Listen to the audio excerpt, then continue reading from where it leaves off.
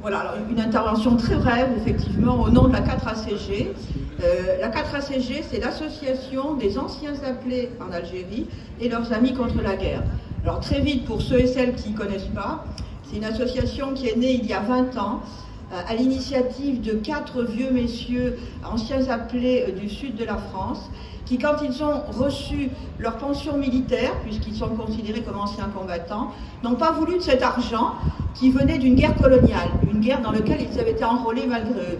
Et ils ont décidé, plutôt que de renoncer comme ça, de faire une association, de mettre l'argent en commun pour pouvoir, entre autres, financer différents projets en Algérie. L'association a grandi, il y a de moins en moins, nous sommes 400, il y a de moins en moins d'anciens, évidemment, et de plus en plus d'amis.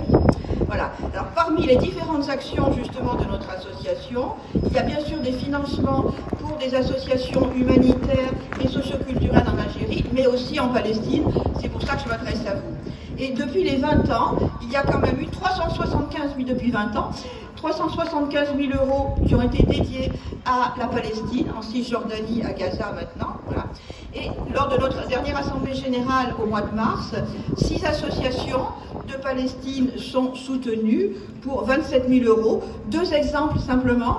À Gaza, l'association Médina, qui est une association qui vient en soutien psychosocial et psychologique aux enfants.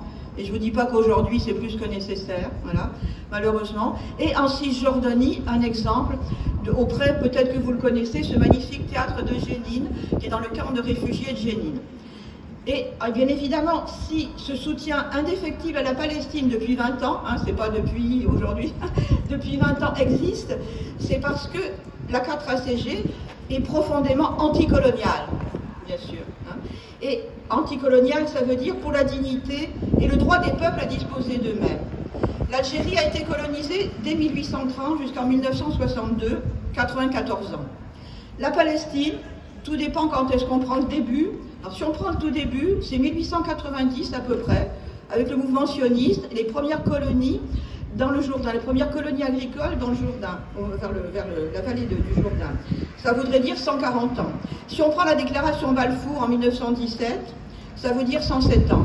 Et si on prend plus près de nous, alors plus près de nous, c'est une façon triste de le dire, n'est-ce pas?